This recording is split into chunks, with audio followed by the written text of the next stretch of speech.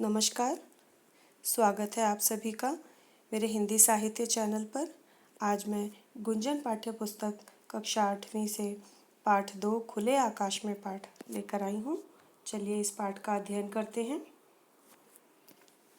गर्मियों के दिनों में मेरे घर के पीछे अक्सर हलचल मची रहती है। यह ठीक है कि मेरी पत्नी पक्षियों के लिए ढेर सारे दाने और रोटी के टुकड़े घर के पीछे फेंक देती है, पर यह हलचल का कारण नहीं है।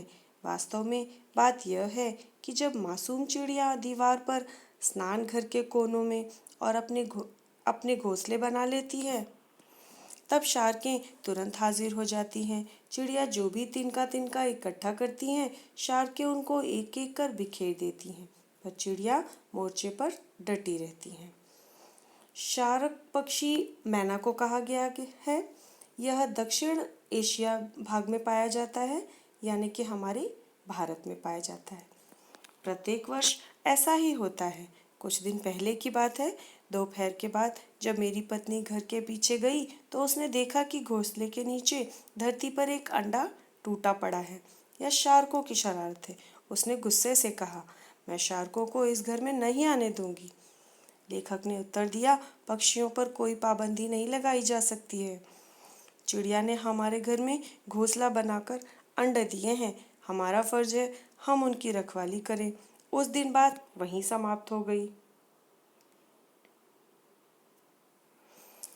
कॉलेज में छुट्टियां थी और मैं सप्त सिंधु के लोगों के बारे में अपना शोध पत्र पूरा कर रहा था, जिसका सार यह था कि वैदिक काल के आर्य लोगों से लेकर आज तक सप्त सिंधु अथवा पंजाब के लोगों को विदेशी हमलावरों और प्रकृति के निर्दयी शक्तियों से युद्ध करना पड़ा है।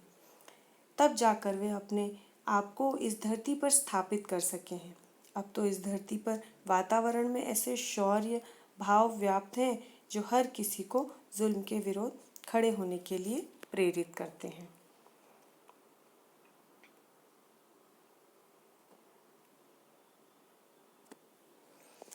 एक दिन दोपहर के वक्त मेरी आंख लगी ही थी कि मैंने घर के पिछवाड़े अर्थात पीछे की ओर पक्षियों की चीख पुकार और बहुत जोर का शोर सुना। मैं तुरंत उठकर बैठ गया। मेरी पत्नी कह रही थी, ये शार्की चिड़िया के बच्चे को नहीं छोड़ेंगी। क्या कर लेंगी? मार देंगी? क्यों? क्या पक्षियों में भी ईर्ष्या होती है? आपका क्या ख्याल है? आदमियों में भी होती है? अभी हम बात कर ही रहे थे कि चिड़ियों की चींची का बहुत बड़ा तूफान उठा और मेरी पत्नी तुरंत उठकर आगे आई, पर मैंने उसकी बाजू पकड़कर उसे रोक लिया। उसने कहा, क्या बात है? मैंने कहा, चिड़िया को अपनी सहायता स्वयं करने दो। वह एकदम बोली, वे कमज़ोर हैं। नहीं, तुम ही उनको कमज़ोर समझती हो। तो क्या? तुम उनको शार्कों के विरुद्ध लड़ने दो। हम हर समय उनके साथ नहीं रह सकते। उसने धैर्य से कहा, मैं देख तो लूँ हो क्या रहा है। अवश्य देखो, पर उनकी लड़ाई में दखल मत देना। आगे की पृष्ठ पर चलते हैं। इस तरह बुराई को बढ़ावा मिलता है, उसने प्रतिवाद किया। मैंने कहा, जिसके साथ बुरा होता है वह भी तो बुराई के लिए विरुद्ध डटे। अच्छा, फिर लड़ने दो।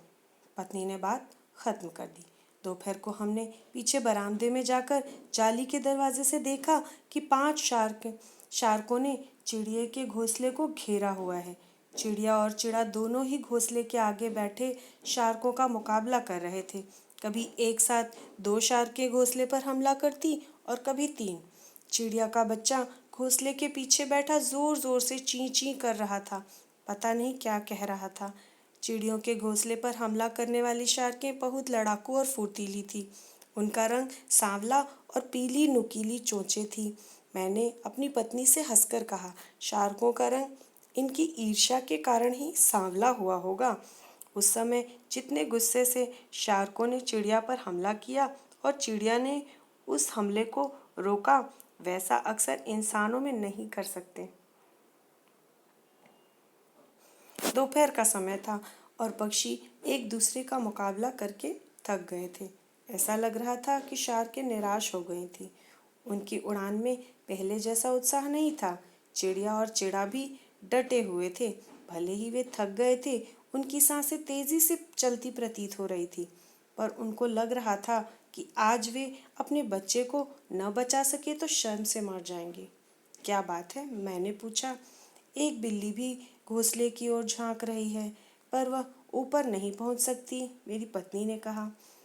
चिड़ियों के दुश्मन बहुत हैं, मैंने कहा, पर फिर भी ये हर जगह होती हैं, खुले आकाश में विचरती हैं और कभी किसी का भय नहीं मानती।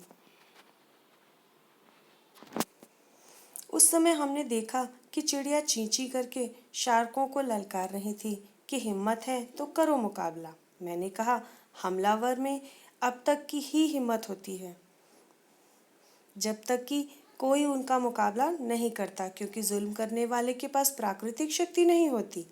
सूरज पश्चिम की ओर अस्त हो रहा था। हम लोग बरामदे में बैठे शाम की चाय पी रहे थे। अब तक बच्चे भी उठ गए थे, परंतु उनको बिल्कुल मालूम न था कि चिड़ियों ने शार्कों का मुकाबला कैसे किया। मेरी पत्नी संतुष्ट थी। वह सोच रही थी कि अगर जुल्म करने वाले का मुकाबला किया जाए तो जुल्म रुक सकता है। अभी हमने चाय खत्म भी नहीं की थी कि पीछे से फिर पक्षियों का शोर उठा।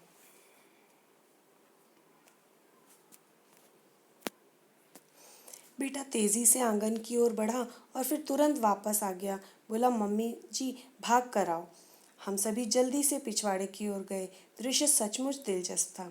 चिड़िया का बच्चा घोंसले में से निकलकर आंगन में आ गया था और सारी चिड़िया उसको अपने साथ उड़ना सिखा रही थी। उसके पर उड़ने के लिए पूरी तरह तैयार थे और उसका शरीर भी ताकतवर था। यह तो कुछ ही दिनों में इतना बड़ा हो गया था, मेरी पत्नी ने खुश होकर कहा। मैंने कहा, तुम्हें मालूम नहीं, मुकाबला आदमी को शक्तिशाली बना देता है। अगले ही पल एक जोरदार चींची की आवाज़ गूंजी और वह बच्चा पूरे जोर से दीवार की ऊपर से बिजली के तारों को पार करता हुआ विस्तृत खुले आकाश में उड़ गया। यह कहानी पंजाबी में लिखी गई है। इसके लेखक जसवंत सिंह विरदी जी हैं, जिसका हिंदी अनुवाद चंद्रप्रभा जी ने किया है। इस कहानी में हमने जो पाया वो यह था कि धरती या समाज में वही स्थान बना सकता है जिसमें विपरीत परिस्थितियों में लड़ने की क्षमता हो। मुसीबतों का सामना करने के लिए ही खुला आकाश और आकाश यानी हम मनुष्यों के लिए लक्ष्य हम बना सकते हैं, क्योंकि संघर्ष ही जीवन है और प्रत्येक जीव संघर्ष करके ही आगे बढ़ सकता है। विपरीत परिस्थितियों से जूझने वाला जीव शक्तिशाली होता है। उसमें जीवी विषा और उत्साह का संचार भी तभी होता है। धन्यवाद। आपको यह मेरा वीडियो कैसा लगा इसे कमेंट बॉक्स में बताइएगा। अपने मित्रों को शेयर करिएगा। सब्सक्राइब करना भूलिएगा मत।